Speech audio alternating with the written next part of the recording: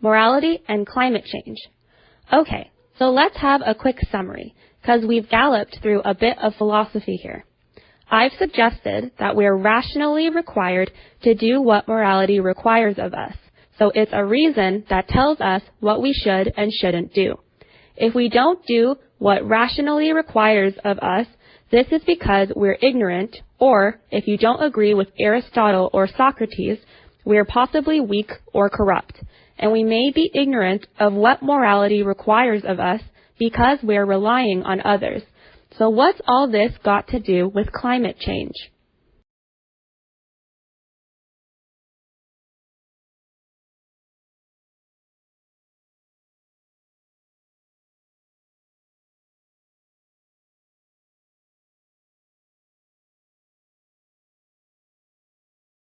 Well, Alex, the National Association of Realtors is at least putting the champagne on ice. The industry group says the slight rise in sales for previously owned homes shows the housing market is finally stabilizing, which is the first sign of a recovery. Now, that of course is an interpretation of the numbers, Alex, and one that's coming from an organization known for being somewhat of a cheerleader for the housing market, since its members are made up of realtors who've been losing a lot of money in the slump. Now, for a more sober view, I talked to Wellesley housing economist Carl Case, and he says the slight uptick in sales hardly offsets the fact that numbers are down 20% from the year before.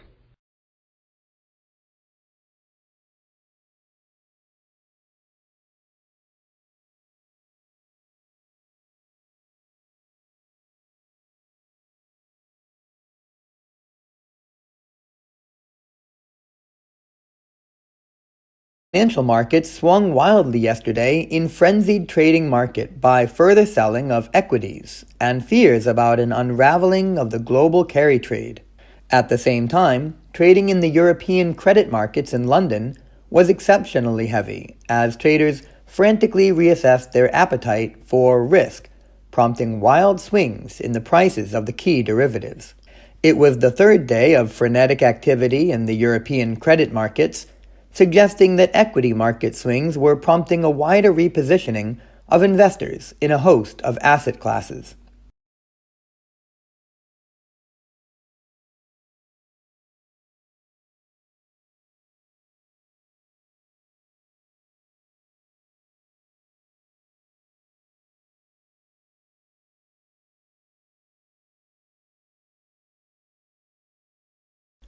Daniel Harris, a scholar of consumption and style, has observed that until photography finally supplanted illustration as the primary means of advertising clothing in the 1950s, glamour adhered less in the face of the drawing, which was by necessity schematic and generalized, than in the sketch's attitude, posture, and gestures, especially in the strangely dainty positions of the hands. Glamour once resided so emphatically in the stance of the model that the faces in the illustrations cannot really be said to have expressions at all, but angles or tilts. Illustrations cannot really be said to have expressions at all, but angles or tilts. The chin raised upwards in a haughty look, the eyes lowered in an attitude of introspection, the head cocked at an inquisitive or coquettish angle, or the profile presented in sharp outline, emanating power, the severity, like an emperor's bust embossed on a Roman coin.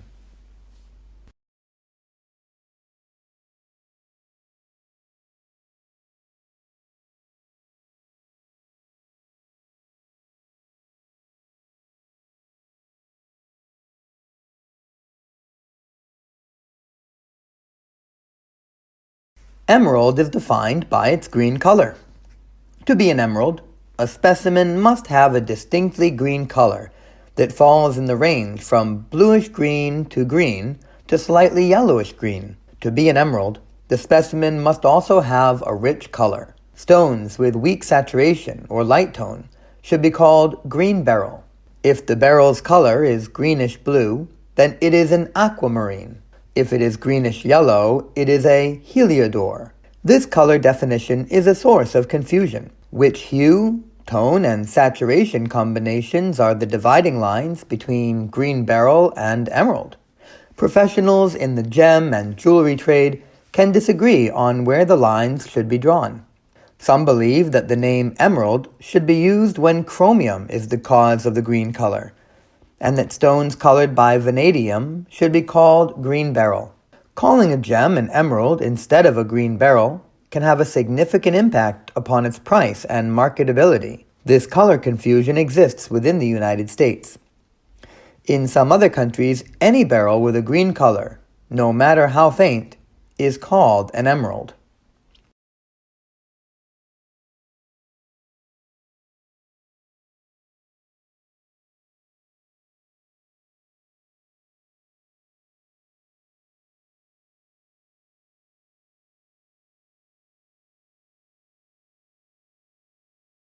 Finally, we get a sneak peek of the world's largest interactive video installation that opens in London today.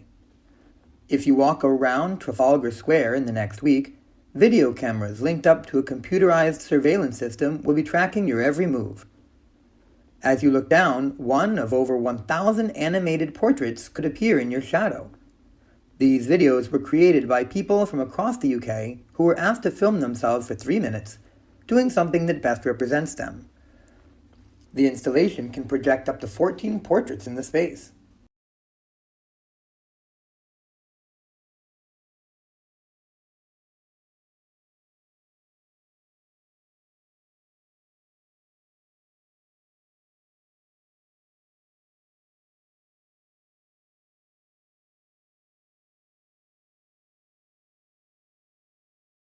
Well, basically just hitchhiking on the point.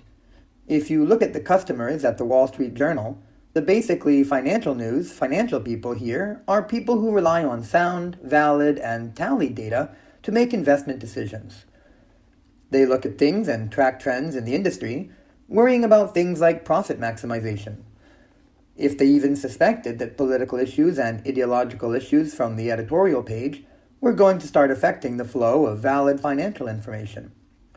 If they even thought that ideological issues were going to affect their ability to understand investments and make sound decisions, they get very upset.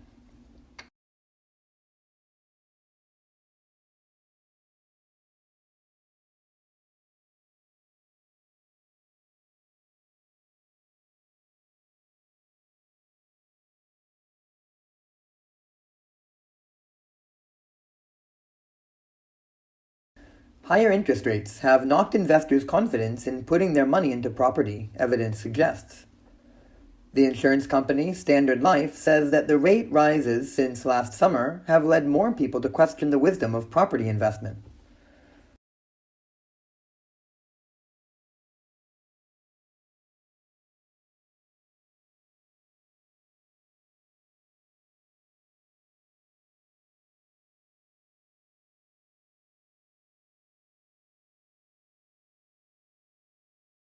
To begin with, you should be standing in the main floor of the British Library. British Library situated in the Euston Road next to some pipe crustacean press, in the foyer to the left of the information desk. It was a large white staircase. Follow this up towards the gallery at the top of the stairs. Pause and look to your left for attention. This is Robert Cotton, born in 1570 and died in 1631. Cotton was a member of Parliament, but he's mainly known as a great antiquarian collector of manuscripts. It is the covenant we have a great depth and the survival of many English manuscripts.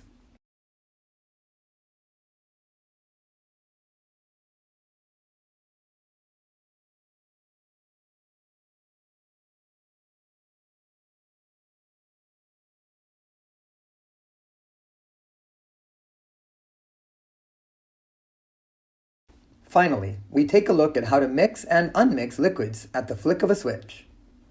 Sandrin tells us more. Oil and water don't usually mix, but the new chemical sensitive to light has been added here to blend them together. When exposed to UV light, the chemical changes its structure and becomes soluble in water. This causes two layers to form with the oil floating on top of the water chemical combo. This method should be cheaper than the current alternative, which involves using high-energy centrifuges.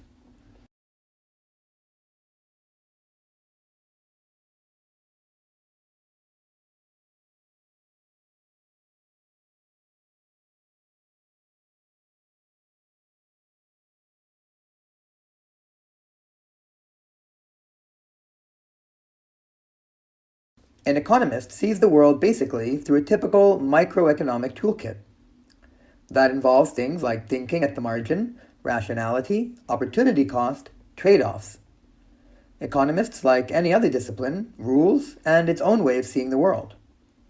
So basically, economics, or economists in general, tend to apply microeconomic concepts like that to explain the way humans behave and to make predictions about the future.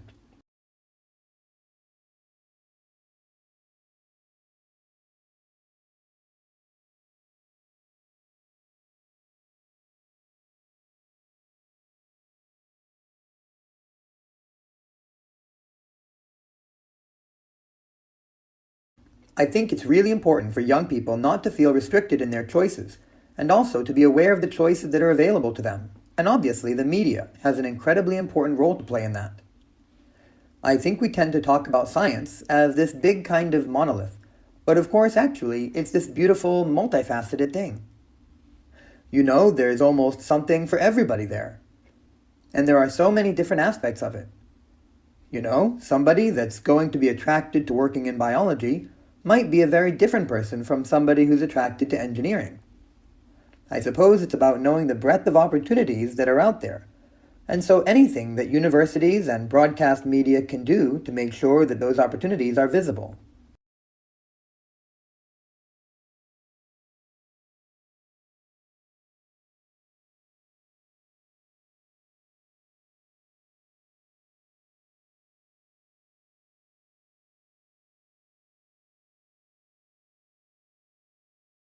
Why do we need more entrepreneurs right now?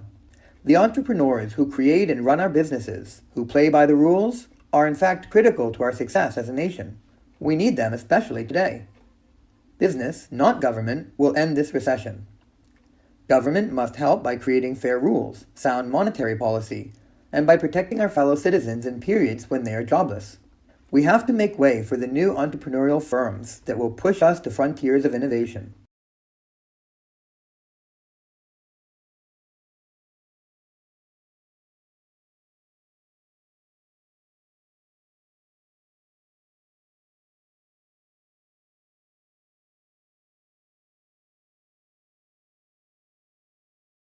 If sea levels continues to rise, eventually the property becomes inundated, and the real value of the property, the vast bulk of its value, will be in the value of the land, which of course is then unusable.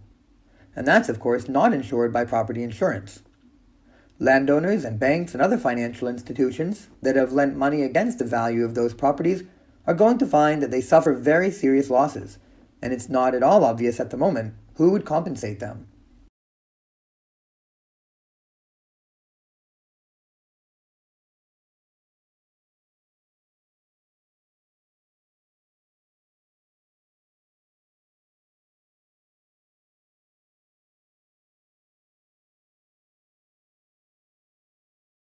Christine Jones. Rebuilding carbon-rich agricultural soils is the only real, productive, permanent solution to taking excess carbon dioxide from the atmosphere. Pip Courtney. She's frustrated that scientists and politicians don't see the same opportunities she sees. Christine Jones. This year, Australia will emit just over 600 million tons of carbon.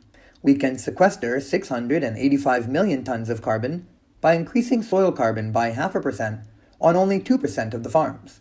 If we increased it on all of the farms, we could sequester the whole world's emissions of carbon.